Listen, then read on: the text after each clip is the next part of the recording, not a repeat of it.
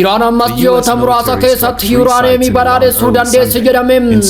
Oomishni Uranium Iraan biyyoota dhiyaa fi hooggantoota isaanii riba dhorkuu itti fufe.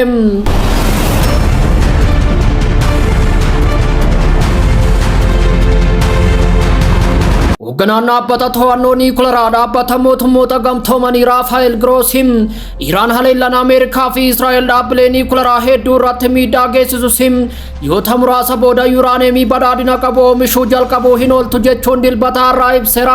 Ameerikaanis dhaabbilee ijoo sadii sagantaa atoomikaa Teeraaniif oolan irratti boombii darbattee turte. Ministeerri dhimma alaa Iraan Abbaas Argaachii hamii miidhaa iddoowwan nuukilaraa irra ga'e hamaa ta'us bal'inni isaa gadi fageenyaan akka hin beekamne dubbate. Pireezidaantiin Ameerikaa Doonaald Tiraamp sagantaa nuukilaraa Iraan waggoota kurnan hedduuf duubatti deebisuu cimsee dubbatee ture. Haa ta'u malee Daayirektarri olaanaa Ejensii Atoomikii Idil-Addunyaa hojiin Uranium badhaadhessuu ammallee itti fufuu dubbataniiru. Hoogganaan Ejensii Atoomikii Idil-Addunyaa akkas jechuun ifatti dubbate. Iraan waan hunda qabaachuu dandeessi. Ji'oota muraasa keessatti kaaskeedii muraasa centrifuge waan naannessuuf Uranium badhaadhina qabu oomishuuf gargaaran ni horatti jechuun ibse. Gaafii ijoon biraa Iraan haleellaa kanaan dura Uranium baay'ee badhaadhina qabuuf tilmaamaan kiloogiraama 800 ta'u keessaa muraasa yookiin hunda isaa bakka biraatti jijjiiruu dandeessee jirti.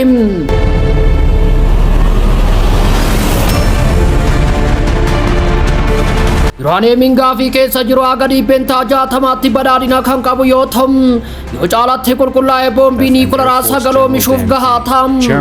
Grossin CBC'tti akkas jechuun amanee jira.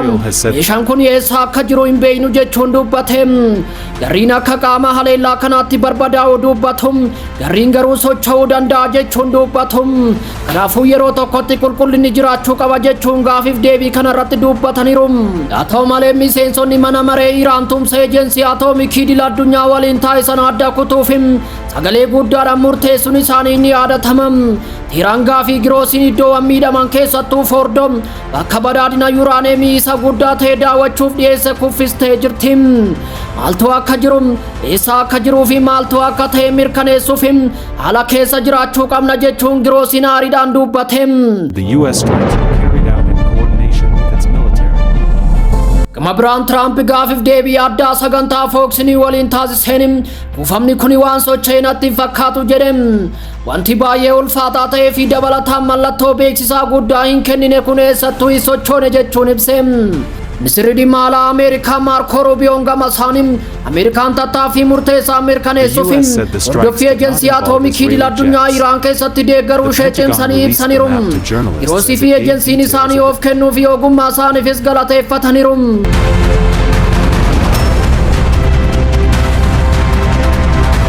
Addunyaan yaa boombiin kun daandii nuukilaraa Iraan balleesse jettee abdatte dhugaan garuu caccabaa jalatti callisee biqila.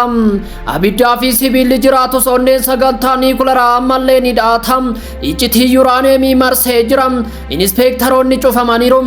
Yeroon balaadhaa garuu fuulduratti deema. Dippiloomaasiin ni kaa'ama. Waraanni deebi'ee dhufa. Callisni Teeraan irraa dhufu jecha caalaa cimaadha. Addunyaan yaa ija bal'isee onneen nama hundaa oduu ammee Teeraan irraa dhufu eegaa jirti. Atoomiin saayinsii qofa miti humna sodaa fi lubbuun jiraachuudha. Ji'oota dhufan keessatti dhugaan ni ka'a. Iraan immoo ni injifatti.